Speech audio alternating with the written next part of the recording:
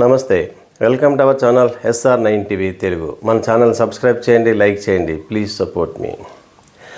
ఆంధ్రప్రదేశ్ ముఖ్యమంత్రి నారా చంద్రబాబు నాయుడు గారు మొన్న పెన్షన్లు పంచే కార్యక్రమంలో భాగంగా ప్రతి నెల ఏదో ఒక జిల్లాకి వెళ్తున్నారు. పెన్షన్లు ఎందుకంటే ఈ పెన్షన్లు బాగా విస్తృత ప్రచారం చేసుకుంటున్నారు ముఖ్యమంత్రి చంద్రబాబు నాయుడు గారు. ఆయన ఇచ్చినటువంటి 6 హామీలలో ఎంతో కొంతవరకు అమలు చేస్తున్నటువంటి పథకం ఏదైనా ఉంది అంటే అది వృద్ధాప్య పింఛన్. 3,000 నుంచి 4,000 వరకు పెంచి అందరికి ఇస్తున్న 60 సంవత్సరాలు దాటిన వారికి ఇస్తున్నటువంటి పథకం వృద్ధాప్య పింఛన్. ఈ వృద్ధాప్య పింఛన్ అమలు చేసేటప్పుడు ప్రతి నెల ఆయన స్వయంగా ఎవరో ఒకరికి అందిస్తూ విస్తృత ప్రచారం చేసుకుంటున్నారు. అందులో భాగంగా అక్కడ ఉన్నటువంటి కార్యకర్తలను ప్రజలను ఉద్దేశించి స్పీచ్ ఇస్తున్నారు. అటువంటి ఆ సందర్భంలోనే ఆయన ఇక ప్రభుత్వం అమలు చేసేటువంటి పథకాలన్నీ కూడా కేవలం తెలుగుదేశం పార్టీ నాయకులకు, కార్యకర్తలకు, అభిమానులకు మాత్రమే వర్తింపజేస్తాము. ఇక వైఎస్ఆర్సీపీ పార్టీ నాయకులకు కానీ, అభిమానులకు కానీ, కార్యకర్తలకు కానీ ప్రభుత్వ పథకాలు ఏవి ఇవ్వము అని ఆయన స్పష్టంగా ప్రకటించేశారు. మీటింగ్లో పబ్లిక్గానే ప్రకటించారు. ఒక రాష్ట్రానికి ముఖ్యమంత్రిగా ఉన్నటువంటి సుదీర్ఘ రాజకీయ అనుభవం ఉన్నటువంటి ఒక ముఖ్యమంత్రిగా, ఒక నాయకుడిగా అటువంటి స్టేట్మెంట్, అటువంటి ప్రకటన చేయవచ్చా అంటే అది చంద్రబాబు నాయుడు గారే చెప్పాలి. అది మీ నాయకులకు, కార్యకర్తలకు, అభిమానులకు జోసిని నింపుతుంది. భలే మా ముఖ్యమంత్రి భలే మాట్లాడారు, భలే గొప్పగా స్టేట్మెంట్ ఇచ్చారని వారు ఆనందపడుతుండొచ్చు. కానీ మీకు అంత విశేషమైన రాజకీయ అనుభవం ఉన్న మీకు మీ యొక్క ముఖ్యమంత్రిగా మీ యొక్క ఇమేజ్ అనేది డ్యామేజ్ చేస్తుంది ఖచ్చితంగా. ఒక పార్టీ ఎన్నికల్లో పోటీ చేసి అధికారంలోకి వచ్చిన తర్వాత ఎన్నికల సమయంలో ఏవైనా మాట్లాడవచ్చు, ఏవైనా కామెంట్లు చేయవచ్చు. అధికారంలో రావడం కోసం అనేక హామీలు ఇచ్చి అధికారంలోకి రావచ్చు.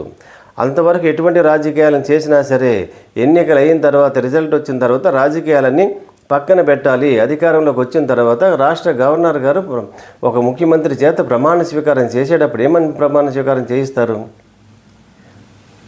భయంతో కానీ, రాగద్వేషాలతో కానీ, పక్షపాతము లేనటువంటి పరిపాలన ప్రజలకు అందిస్తానని ప్రమాణ స్వీకారం చేస్తారు. మరి ఆ ప్రమాణానికి మరి గౌరవించాలి కదా. ఒక రాష్ట్ర ముఖ్యమంత్రిగా దాన్ని తూచి తప్పకుండా మీరు పాటించాలి. అది పాటించాలంటే ఇటువంటి స్టేట్మెంట్లు ఇవ్వకూడదు. ఇటువంటి మీరు స్టేట్మెంట్ ఇచ్చినప్పుడు మీకు మీ పార్టీకి లాభం జరుగుతుందా, నష్టం జరుగుతుందా అంటే ఎన్నికల సమయంలోనే తెలుస్తుంది. అంతవరకు ప్రజలు మిమ్మల్ని మీరు చేసే ప్రతి పనిని, మీరు మాట్లాడే ప్రతి మాటను గమనిస్తూ ఉంటారు. జగన్మోహన్ రెడ్డి గారు ఆయన అధికారంలో ఉన్నప్పుడు 2019 నుంచి 24 వరకు ఆయన అధికారంలో ఉన్నప్పుడు ఏ విధంగా మాట్లాడేవారు, ఎటువంటి పరిపాలన ఇచ్చారు, ఆయన అమలు చేసేటువంటి అన్ని పథకాలను ఏ విధంగా ప్రజలకు అందించారు. ఆయన జగన్మోహన్ రెడ్డి గారు ఎప్పుడు కూడా పార్టీలను చూడలేదు, మతాలను చూడలేదు, కులాలను చూడలేదు.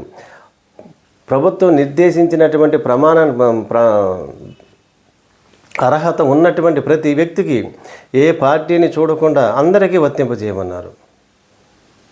మరి మీరు వచ్చేటప్పటికి పార్టీని అర్హతగా చేసేస్తున్నారు. ముఖ్యమంత్రి చంద్రబాబు నాయుడు గారు ఒక పార్టీ కార్యకర్తలను, అభిమానులను అర్హతగా మీరు చేసేసి ఒక తెలుగుదేశం పార్టీ నాయకులకు మాత్రమే వర్తింపజేస్తాము, ప్రతిపక్ష పార్టీలు అంటే ఒకటే వైఎస్ఆర్సీపీ, వారికి మాత్రం వర్తింపచేయమని మీరు స్పష్టంగా ప్రకటించేస్తున్నారు.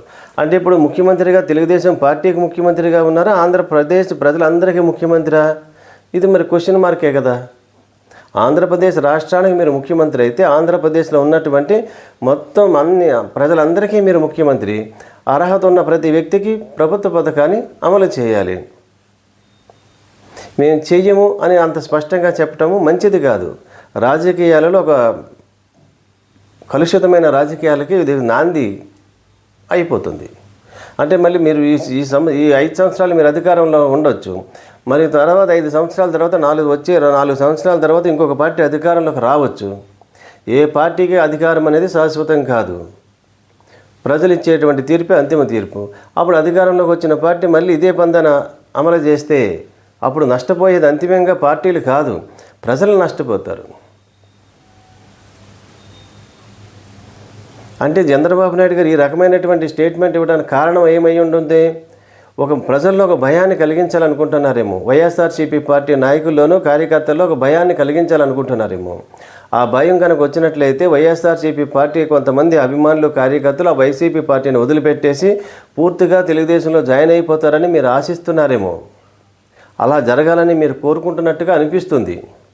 మీకు అంత అనుభవం ఉన్నటువంటి మీరు నాయకుడు అటువంటి స్టేట్మెంట్ ఇచ్చేటప్పుడు ఫలితాలు ఏ విధంగా ఉంటాయో మీకు తెలుసు. అందువలన మీరు వైఎస్ఆర్సీపీ పార్టీ అభిమానులు కార్యకర్తలు ఎవ్వరూ ఉండకూడదు, అంటే వైసీపీ పార్టీ అనేది రాబోయే ఎన్నికల నాటికి ఎవ్వరూ ఉండకూడదనే ఏకైక లక్ష్యంతో ఈ ప్రభుత్వం పనిచేస్తున్నట్టుగా ఉంది. అందరూ వచ్చేస్తారా అంటే అది సాధ్యం కాదు. మీరు ఒకవేళ మీరు ఇచ్చినటువంటి 6 హామీలను అమలు చేయగలరా చేయలేరా అనేది తెలిసిపోతుంది. మీరు ప్రవేశపెట్టినటువంటి బడ్జెట్లను చూస్తే తెలిసిపోతుంది. ఆ బడ్జెట్ చెబుతుంది. ఆ బడ్జెట్ మీద డిస్కస్ జరగకుండా ఉండటం కోసం ఇటువంటి స్టేట్మెంట్ ఇచ్చి ఉంటారు. ప్రజల ఆలోచన అంతా దీని మీదకి డైవర్ట్ అయిపోతుంది. అంటే ఆంధ్రప్రదేశ్లో ఉన్నటువంటి ప్రస్తుత రాజకీయాలను చూస్తే కనుక దేశంలో ఎక్కడా లేనటువంటి రాజకీయ వాతావరణం ఒక ఆంధ్రప్రదేశ్లోనే ఉంది.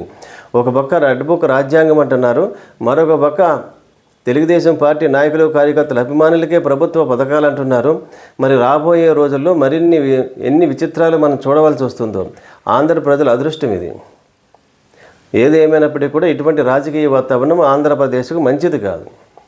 పార్టీలకు అతీతంగా అర్హత ఉన్న ప్రతి వ్యక్తికి ప్రభుత్వ పథకాలను అందించాలని కోరుకుందాం. మరిన్ని వార్తా విశ్లేషణలతో SR9 టీవీ తెలుగు.